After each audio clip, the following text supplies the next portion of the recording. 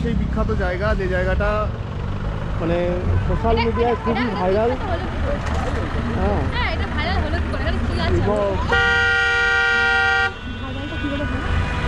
এই টানটা এই যে আই লাভ কার্শিয়াং লেখা আছে, এই জায়গাটা সবাই দাঁড়ায়।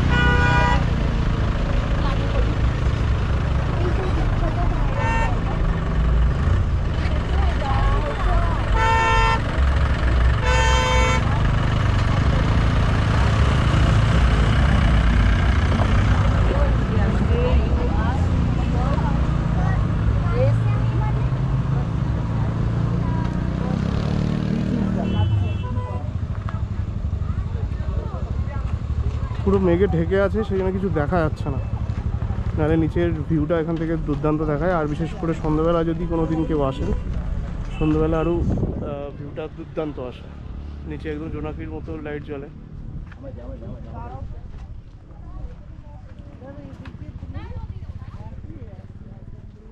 কিছুই দেখা যাচ্ছে না নিচে, পুরো মেঘাচ্ছন্ন চারিদিকে।